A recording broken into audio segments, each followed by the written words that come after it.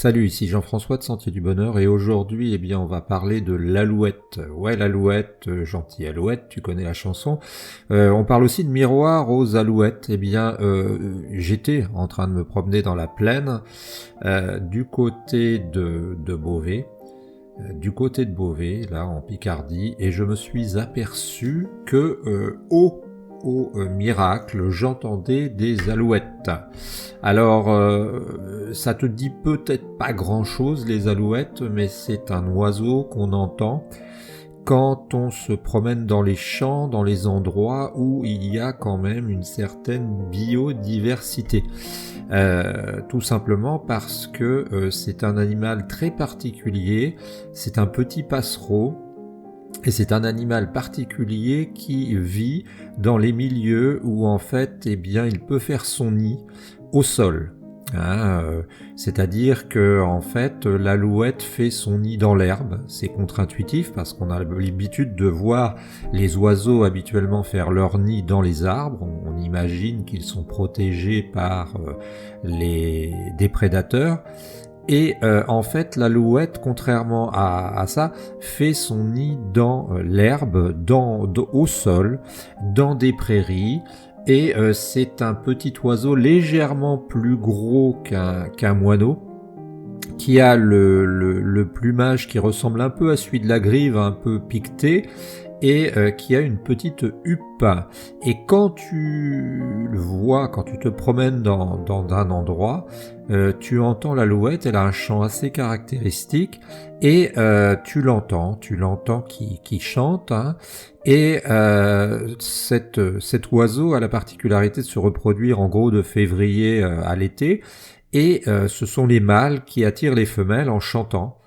Alors il paraît que l'alouette, contrairement je crois à la chouette, a une variété assez importante de sons qui peuvent aller jusqu'à 600 sons différents, d'après ce que j'ai entendu, c'est-à-dire qu'elle a beaucoup de vocabulaire. Elle a beaucoup de vocabulaire et ce qui est important, ce n'est pas seulement le son, mais c'est aussi la manière dont c'est modulé, si c'est rapide, si c'est lent, enfin voilà, tout ça. Et donc l'alouette chante, j'ai appris qu'il y avait deux types de bruits que font les oiseaux, il y a le chant proprement dit que font majoritairement les mâles pour séduire les femelles, et puis il y a des bruits, des petits bruits qui peuvent être des bruits pour avertir les autres, pour se repérer entre eux. Et l'alouette donc apprend auprès de ses parents, son père, à chanter de manière conventionnelle en rajoutant on va dire, c'est une forme de composition. C'est vraiment très beau. Alors pourquoi est-ce que je te parle de l'alouette? Parce que on dit une hirondelle ne fait pas le printemps, ou tu sais, il y a une expression comme ça. Je me suis dit que peut-être fallait-il ne pas désespérer tout le temps, parce que je me rappelle qu'il y a quelques années, quand je me rendais dans cet endroit de Picardie, j'avais rencontré un très vieux monsieur qui était chasseur et qui me disait maintenant, il est décédé, maintenant il n'y a plus une fourmi entre les sillons de blé ou de ce que tu veux, et la plaine est devenue morte. Et en fait, je me suis, comment pourrait-on dire, je me suis surpris à être optimiste, en voyant en une plaine morne, au mois de février, de petites alouettes qui appelaient. Donc c'était des mâles,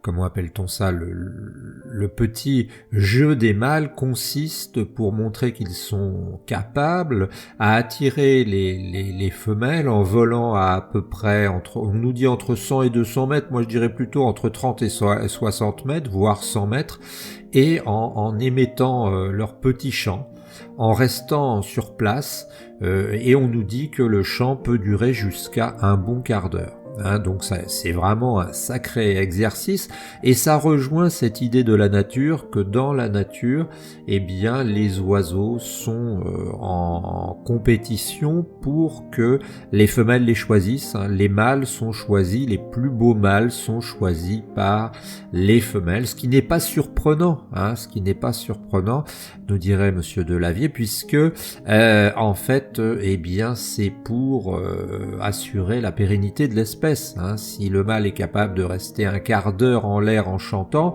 ça demande un sacré effort, eh bien, ça veut dire qu'il est capable d'avoir une progéniture qui va être efficace, qui va être pérenne.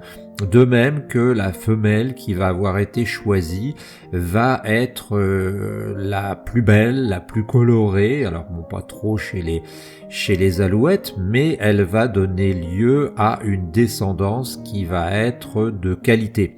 Alors je sais, il y en a déjà qui m'attendent au coin du bois en me disant que on va parler, je sous-entends, disons, une race saine et une race pas saine, comme on a pu entendre parler de cela dans le Troisième Reich, par exemple. Non, c'est pas mon idée du tout. Simplement, je veux dire que dans la nature, il y a un processus, malheureusement, qui fait, et qu'on retrouve un peu chez les hommes, hein, quand tu vois chez les hommes que, eh bien, les filles choisissent et c'est humain, plus facilement le gars qui a une voiture avec 4 anneaux que le type qui a une voiture sans permis, eh bien tu t'aperçois que ça dénote un peu du même système, c'est-à-dire d'assurer le but, hein, de finalement de l'humain. Nous sommes des animaux un peu supérieurs, un tout petit peu, et inférieurs aussi sous certains aspects, hein. J'ai toujours dit que les vaches n'ont jamais inventé la bombe atomique. Eh bien, c'est finalement un moyen d'obtenir une descendance plus qualitative, comme diraient certains. Je n'aime pas trop ce terme-là. Donc j'ai vu à côté. Alors c'est particulier la Picardie parce que c'est une plaine un peu vallonnée. Et aussi ce qu'il y a, c'est qu'ils ont eu l'intelligence de laisser des bois, c'est très important ça. Ils laissent des bois par rapport à chez nous, et dans ces bois, autour de ces bois, puisque ces alouettes étaient autour des bois, eh bien se trouvent de petites alouettes. Alors ce qu'il faudrait faire, ce serait au même moment aller se promener dans la campagne un peu loin des bois, un peu loin des villages qui sont des oasis, un peu de verdure, et de voir s'il y a encore ces alouettes. Voilà, c'était un petit post sur les alouettes, et une alouette ne fait peut-être, alors on dit, je crois qu'une hirondelle ne fait pas le printemps, une alouette ne fait peut-être pas l'espoir, mais elle a un chant superbe, un superbe chant. Tu tapes sur internet alouette chant et tu verras, c'est très agréable à écouter. Moi je la connais un petit peu parce que j'en entends sur les terrains d'aviation, hein. Souvent on entend cet oiseau, elle est dans un milieu protégé, les pistes sont un peu protégées et on les entend dans les Landes aussi. Je me souviens, je crois qu'à l'Essai, dans la Manche, il y a ce genre d'oiseaux, et aussi dans le Nord Cotentin. Si tu as un retour sur l'alouette, eh bien donne-nous-le.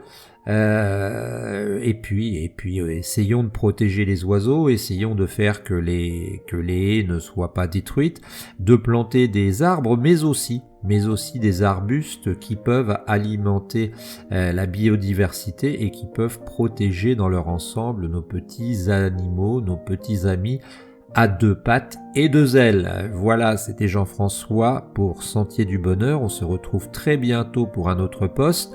Je te parlerai peut-être du martinet si tu es gentil, parce que en fait, eh bien, le martinet est un oiseau particulier. On dit qu'il ne dort presque pas au sol, on dit qu'il ne vit presque qu'en l'air, et je vais essayer de voir si c'est vrai.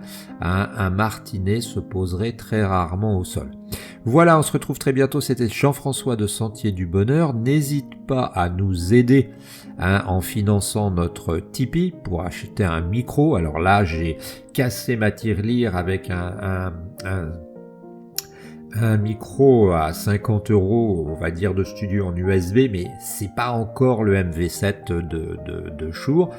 Il est très bien, je l'aime bien, je l'utilise au maximum, mais on a toujours besoin de moyens, de matériel, et puis on a besoin de commentaires aussi, hein, pour discuter, pour échanger. Parle-nous de ta passion, on pourra faire un post en double, hein, en vidéo, en ligne. Voilà, on se retrouve très bientôt. C'était Jean-François de Santé du Bonheur. Ciao l'ami.